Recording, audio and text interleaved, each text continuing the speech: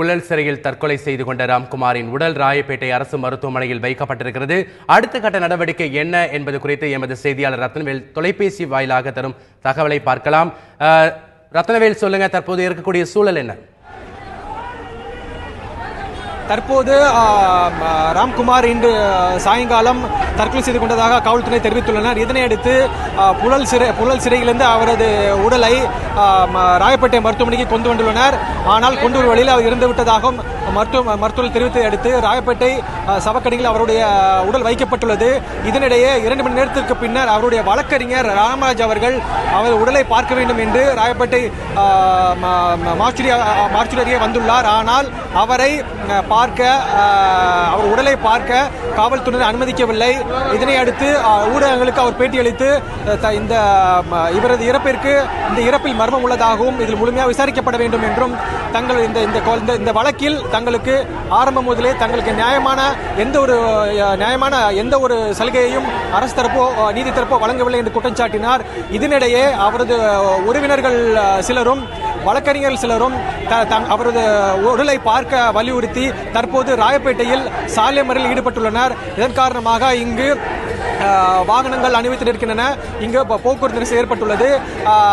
இந்த சம்பவம் குறித்து காவல்துறையினர் பேசிய போது தற்போது இது தற்கொலை வழக்கு என்பதால், அதுவும் சிறைக்குள் நடந்துள்ளதால் அந்த புழல் சிறையில் உள்ள அருகே உள்ள புழல் காவல்துறையினர் இது வழக்கு பதிவு செய்வார்கள். இதனை அடுத்து அந்த பகுதியில் உள்ள மேஜிஸ்ட்ரேட் அவர்கள் நேரடியாக ராயப்பேட்டை மருத்துவமனைக்கு வந்து இங்கு அவரது உடலை பார்வையிட்ட பின்னர் அவர் உடற்கூறு செய்யப்படும். அந்த உடற்கூறு முழுமையாக வீடியோ படம் எடுக்கப்படும் என்று தெரிவிக்கப்பட்டுள்ளது.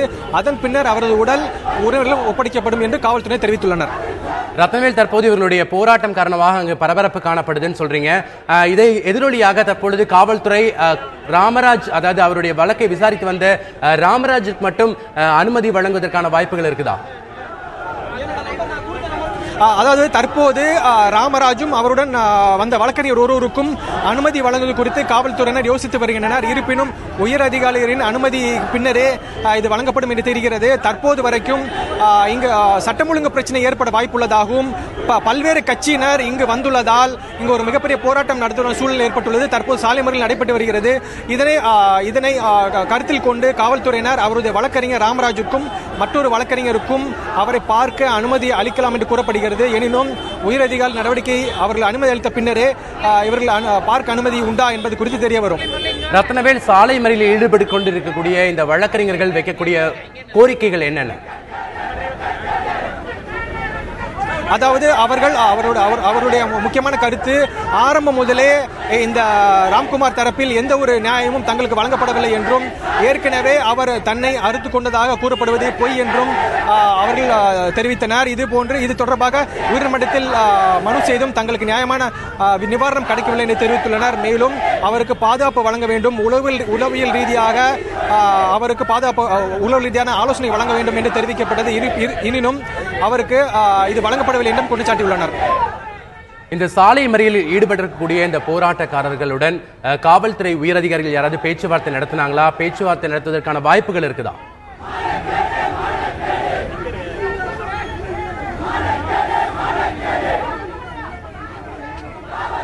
ரத்னவேல், தற்போது இந்த போராட்டத்தில் ஈடுபட்டிருக்கக்கூடிய வழக்கறிஞர்களுடன் காவல்துறை உயரதிகாரிகள் யாராவது பேச்சுவார்த்தை நடத்தினாங்களா?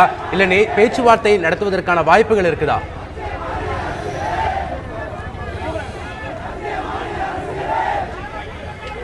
மருத்துவமனையில் வைக்கப்பட்டிருக்கிறது. அவரது உடலை பார்க்க வேண்டும் என்று அவரது ஆதரவு வழக்கறிஞர்கள் தற்பொழுது சாலை மறியல் போராட்டத்தில் ஈடுபட்டுக் கொண்டிருக்கிறார்கள். அவரது உடலை பார்க்க அனுமதி அளிக்க வேண்டும் என்பது அவருடைய பிரதான கோரிக்கையாக இருக்கிறது. அதற்கு காவல்துறை மறுக்கும் பட்சத்தில் தற்போது அவரது ஆதரவாளர்களும் மற்றும் அவரது வழக்கறிஞர்கள் பலரும் தற்போது சாலை மறியலில் ஈடுபட்டுக் கொண்டிருக்கிறார்கள். அதன் நேரடி காட்சியில் நாம் பார்த்துக் கொண்டிருக்கிறோம். அவர்கள் போராட்டத்தில் ஈடுபட்டுக் கொண்டிருக்கிறவர்கள் காவல்துறைக்கு எதிராக முழக்கங்களை எழுப்பிக் கொண்டிருக்கிறார்கள்.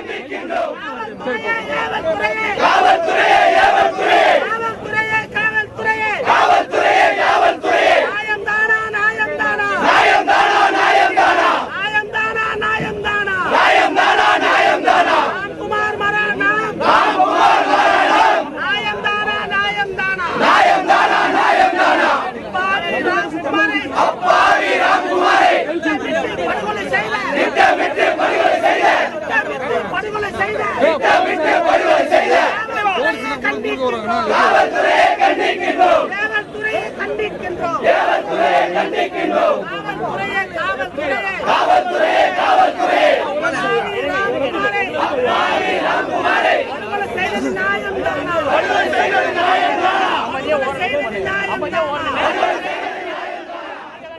ராம்குமார் கொலை தொடர்பாக உரிய விசாரணை நடத்தப்பட வேண்டும் என்று பல்வேறு அரசியல் கட்சி பிரமுகர்கள் சொல்லிக் கொண்டிருக்கிறார்கள். இது ஒரு புறம் இருக்க, தற்பொழுது ராம்குமாரின் உடலை பார்க்க வேண்டும் என அவருடைய வழக்கறிஞர் உள்ளிட்ட பல வழக்கறிஞர்கள் மற்றும் பலர் தற்பொழுது சாலை மறியல் போராட்டத்தில் ஈடுபட்டுக் கொண்டிருக்கிறார்கள். அதன் நேரடி காட்சியில் நாம் பார்த்துக் கொண்டிருக்கிறோம். ராயப்பேட்டை அரசு மருத்துவமனையில் இருக்கக்கூடிய பாதுகாப்பில் இருக்கக்கூடிய காவலர்களுடன் வழக்கறிஞர்கள் பலர் தற்பொழுது போராட்டத்தில் ஈடுபட்டுக் கொண்டிருக்கிறார்கள். அவரிடத்தில் தள்ளுமுள்ளு தற்பொழுது ஏற்படக்கூடிய ஒரு சூழ்நிலை காணப்பட்டது. இதனைத் தொடர்ந்து தற்போது அங்கு ஏராளமானோர் சாலை மறியல் போராட்டத்தில் ஈடுபட்டுக் கொண்டிருக்கிறார்கள். அதை நேரடி காட்சியில் நாம் பார்த்துக் கொண்டிருக்கிறோம். காவல்துறைக்கு எதிராக அவர்கள் கண்டன முழக்கங்களை எழுப்பிக் கொண்டிருக்கிறார்கள். இதற்கு உரிய நியாயம் வேண்டும் என்றும் அவர்கள் கோரிக்கையை முன்வைத்திருக்கிறார்கள். தற்பொழுது அங்கு ஏராளமான வாகனங்கள் சாலையிலே நிறுத்தி வைக்கப்பட்டிருக்கிறது. இதனால் பலரும் அங்கு பொதுமக்கள் பாதிக்கப்பட்டிருக்கிறார்கள். இவர்களுடன் உயர் காவல்துறை அதிகாரிகள் பேச்சுவார்த்தையில் ஈடுபட முயற்சி செய்து கொண்டிருக்கிறார்கள். அதை நேரடி காட்சியில் நாம் பார்த்துக் கொண்டிருக்கிறோம். இவர்களுடைய பிரதான கோரிக்கை என்ன அப்படின்னு பாத்தீங்கன்னா, ராம்குமாரின் உடலை எங்களுக்கு பார்க்க அனுமதி அளிக்க வேண்டும் என்பதே வழக்கறிஞர்களுடைய பிரதான கோரிக்கையா இருக்கிறது. இதனை மறுக்கும் பட்சத்தில் தற்பொழுது இவர்கள் காவல்துறையினருடன் வாக்குவாதத்தில் ஈடுபட்டனர்.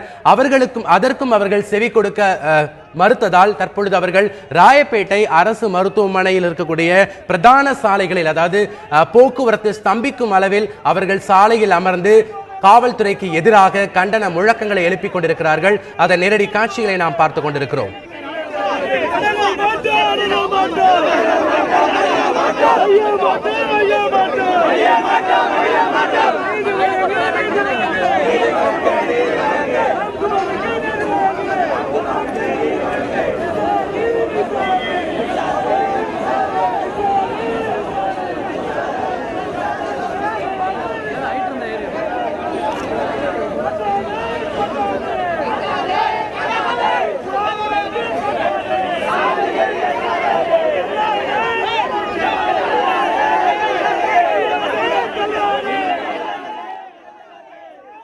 தற்பொழுது காவல்துறையினருக்கும் வழக்கறிஞர்களுக்கும் தற்பொழுது ஒரு காரசார வாக்குவாதம் நடைபெற்றுக் கொண்டிருக்கிறது. அவரது உடலை பார்க்க அனுமதி அளிக்க வேண்டும் என்ற கோரிக்கை முன்வைக்கப்படுகிறது. இதற்கு காவல்துறையினர் அனுமதி மறுத்த பட்சத்தில் தற்பொழுது அங்கு சாலை மறியல் போராட்டத்தில் ஈடுபட்டுக் கொண்டிருக்கக்கூடிய காட்சியை நாம் பார்த்தோம். சம்பவ இடத்தில் இருக்கக்கூடிய எமது செய்தியாளர் தங்கமணியிடம் கூடுதல் தகவலை கேட்டு பெறலாம். தங்கமணி, சொல்லுங்க, தற்பொழுது அங்கு காவல்துறைக்கும் வழக்கறிஞர்கள் மற்றும் பொதுமக்களுக்கும் இடையே ஒரு தள்ளுமுள்ளு ஏற்படக்கூடிய ஒரு சூழல் காணப்படுகிறது. இது குறித்து சொல்லுங்க. ஆமாம் ஜெபஸ்டின், அதாவது ராம்குமாரின் உடலை பார்ப்பதற்கு அனுமதி அளிக்க வேண்டும் என்ற கோரிக்கையை வைத்திருக்கிறார்கள். அந்த கோரிக்கையை வலியுறுத்தி தான் அவர்கள் தற்போது சாலை மறியலில் ஈடுபட்டிருக்கிறார்கள். இந்த சாலை மறியல் போராட்டத்தில் விடுதலை சிறுத்தைகள் கட்சியினரும் கலந்து கொண்டிருக்கின்றனர். அவர்கள் இந்த போராட்டத்தில் ஈடுபட்டிருக்கார்கள், சாலை மறியல் போராட்டத்தில் ஈடுபட்டிருக்கார்கள். காவல்துறையினர் அவர்களை கலைந்து செல்லுமாறு கோரிக்கை வைத்திருக்கின்றனர். அவர்களிடம் பேச்சுவார்த்தை நடத்தி வருகின்றனர். ஆனால் நாங்கள் கலைந்து செல்ல மாட்டோம், எங்களுக்கு ஒரு நீதி கிடைக்க வேண்டும், ராம்குமார் உண்மையில் எப்படி இறந்தான், அந்த இறப்புக்கு என்ன காரணம், உண்மையிலேயே தற்கொலை செய்து கொண்டாரா என்றெல்லாம் அவர்கள் கேள்வி எழுப்புகின்றனர். சிறையில் என்ன நடந்தது, அவருக்கு வேற ஏதேனும் சதிகள் நடந்ததா என்றெல்லாம் அவர்கள் குரல் கொடுத்து கொண்டிருக்கின்றனர். ராம்குமாருக்கு என்ன நடந்தது என்று காவல்துறைக்கு அவர்கள் கண்டனம் தெரிவித்திருக்கின்றனர். காவல்துறை சரியான பாதுகாப்பை அளிக்கவில்லை என்றும் அவர்கள் கூறியிருக்கின்றனர். இந்த பகுதி ராயப்பேட்டை பகுதி சாலையில் அவர்கள் திடீர் சாலை மறியலில் ஈடுபட்டனர். அதனால் இந்த பகுதியில் போக்குவரத்து நெரிசல் ஏற்பட்டது, போக்குவரத்து மாற்றம் செய்யப்பட்டது. தற்போது போலீசார் அவர்களிடம் பேச்சுவார்த்தை நடத்தி சற்று சாலையிலிருந்து சற்று ஓரமாக அவர்களை நகர்த்தி சென்று விட்டனர். இதனால் தற்போது சில பேருந்துகள் இந்த வழியாக நின்று கொண்ட பேருந்துகள் தற்போது சென்று கொண்டிருக்கிறது. இருந்தாலும் அவர்கள் அந்த கூச்சல் எழுப்பிக் கொண்டிருக்கின்றனர். அவர்கள் தங்களது குரலை கொடுத்துக் கொண்டிருக்கின்றனர். அதாவது இது ராம்குமாரின் இறப்புக்கு உரிய நீதி வேண்டும் என்று அவர்கள் கோரிக்கை வைத்து வருகின்றனர். கோரிக்கை வைத்து கோஷம் போட்டு வருகின்றனர். அந்த நேரடி காட்சிகளை தற்போது பார்த்துக் கொண்டிருக்கின்றோம். அதாவது ராம்குமாருக்கு உண்மையிலேயே என்ன நடந்தது, சிறையில் என்ன நடந்தது, அவர் உண்மையிலேயே மின்சார ஒயரை வாயில் கடித்து தற்கொலை செய்து கொண்டாரா அல்லது வேறு ஏதேனும் நடந்ததா, போலீசாரே ஏதேனும் செய்துவிட்டார்களா என்ற சந்தேகத்தின் அடிப்படையில் இந்த சாலை மறியலை அவர்கள் நடத்தியிருக்கிறார்கள். தற்போது அவர்கள் கோரிக்கை வலியுறுத்தி இந்த இடத்தில் அவர்கள் அந்த கோஷங்களை போட்டிருக்கிறார்கள். அந்த காட்சிகளை தான் நாம் தற்போது பார்த்து கொண்டிருக்கின்றோம். தங்கமணி, தற்போது வழக்கறிஞர்கள் தான் இவ்வளவு நேரம் காவல்துறையினுடன் வாக்குவாதத்தில் ஈடுபட்டிருந்தாங்க. தற்போது நீங்க குறிப்பிட்ட மாதிரி விடுதலை சிறுத்தைகள் கட்சியினுடைய தொண்டர்களும் அங்க ஏராளமானோர் குவிந்திருக்கிறாங்க அப்படின்னு சொல்றீங்க. அவங்களும் இதே கருத்தை தான் முன்வைக்கிறாங்களா? அவங்க கிட்ட காவல்துறை தரப்புல இருந்து யாராவது பேச்சுவார்த்தை நடத்துவதற்கான வாய்ப்புகள் இருக்கா? காவல்துறை தரப்பில் இந்த போராட்டத்தை கைவிடுமாறு அவர்கள் போராட்டக்காரர்களிடம் கேட்டுக்கொண்டிருக்கிறார்கள். விடுதலை சிறுத்தைகள் கட்சியின் சார்பில் சில தொண்டர்கள் இங்கு வந்திருக்கிறார்கள். மாவட்ட தலைவர் ஒருவர் இங்கு வந்திருக்கின்றார். அதாவது தலித்துகளுக்கு தொடர்ந்து அநியாயம் நடப்பதாக, நீதி கிடைக்காமல் அவர்கள் தண்டிக்கப்படுவதாக அவர்கள் சில கோஷங்களை எழுப்பியிருக்கின்றனர். தலித்துகள் தொடர்ந்து பாதிக்கப்படுகிறார்கள் என்ற கோரிக்கையை என்ற கோஷத்தை அவர்கள் எழுப்பியிருக்கிறார்கள். எனவே ராம்குமாரின் வழக்கில் இந்த சம்பவத்தில் உரிய நீதி கிடைக்க வேண்டும், அவருக்கு உண்மையில் என்ன நடந்தது என்பது குறித்து தீவிரமான விசாரணை நடத்த வேண்டும், நீதி விசாரணை நடத்த வேண்டும், ஒரு நீதி கிடைக்க வேண்டும் என்ற கோரிக்கை வலியுறுத்தி அவர்கள் இந்த சாலை மறியல் போராட்டத்தில் ஈடுபட்டனர். ஜெபஸ்டின் மணி, ஒருவேளை இவங்களுடைய போராட்டம் தீவிரமடையும் பட்சத்தில் அங்கு தடியடி நடத்துவதற்கான வாய்ப்புகள் இருக்குதா? இன்னும் ஏராளமான போலீசார் குவிக்கப்படுவார்களா? அது போலீசார் பெருமளவில் இங்கு குவிக்கப்பட்டிருக்கிறார்கள். அதாவது மிகவும் சென்சிட்டிவான ஒரு வழக்கு. இந்த வழக்கில் குற்றவாளி ராம்குமார் இறந்திருக்கின்றார். ஒரு மர்மமான முறையில் இருந்திருக்கின்றார். அவரது உடல் பிரேத பரிசோதனைக்காக வைக்கப்பட்டிருக்கிறது. இந்த நிலையில் ஒரு சாலை மறியல் போராட்டத்தை நடத்தியிருக்கிறார்கள் வழக்கறிஞர்கள் மற்றும் விடுதலை சிறுத்தைகள் கட்சியை சேர்ந்த தொண்டர்கள். எனவே போலீசார் இங்கு பெருமளவில் குவிக்கப்பட்டிருக்கிறார்கள். ஒருவேளை சாலை மறியல் பெரிய அளவிற்கு சென்றிருந்தால் அவர்கள் தடியடி கூட நடத்தியிருக்கக்கூடும். ஆனால் அதற்கான சூழல் தற்போது இல்லை. தற்போது சாலை மறியலில் ஈடுபட்டவர்கள் சாலையின் ஓரமாக தற்போது சென்று விட்டார்கள். எனவே சாலை மறியலுக்கான சூழல், அதாவது தடியடிக்கான சூழல் தற்போது இல்லை. தற்போது ஒரு சுமூகமான ஒரு சூழல் தற்போது இருக்கிறது. தங்கமணி, விடுதலை சிறுத்தைகள் கட்சியினுடைய தொண்டர்கள் அங்க வந்திருக்காங்கன்னு சொன்னீங்க. வேற பிற கட்சிகள் யாரும் கலந்து கொள்வதற்கான வாய்ப்புகள் இருக்குதா? இதை பற்றி தகவல் இருக்கா? பிற கட்சியை சேர்ந்தவர்கள் யாரும் இந்த சம்பவத்தில் கலந்து கொண்டதாக தகவல் இல்லை. தற்போது விடுதலை சிறுத்தைகள் கட்சியை சேர்ந்த தொண்டர்கள் தான் தற்போது இதில் கலந்து கொண்டிருக்கிறார்கள். எனவே வேறு யாரும் கலந்து கொண்டது போல தெரியவில்லை. வழக்கறிஞர்கள், முக்கியமாக ராம்குமாருக்காக வாதிட்ட வழக்கறிஞர்கள் இதில் இருக்கிறார்கள். அவர்கள் கலந்து கொண்டிருக்கிறார்கள். தற்போது இந்த பகுதியில் அவர்கள் ஓரளவு அமைதி காத்திருப்பதால் தற்போது இந்த பகுதியில் மீண்டும் போக்குவரத்து சீராக இருக்கிறது.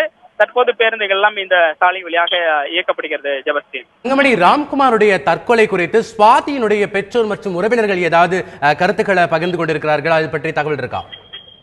அவர்கள் என்ன கருத்தை தெரிவித்தார்கள் என்ற தகவல் நமக்கு இதுவரை இல்லை.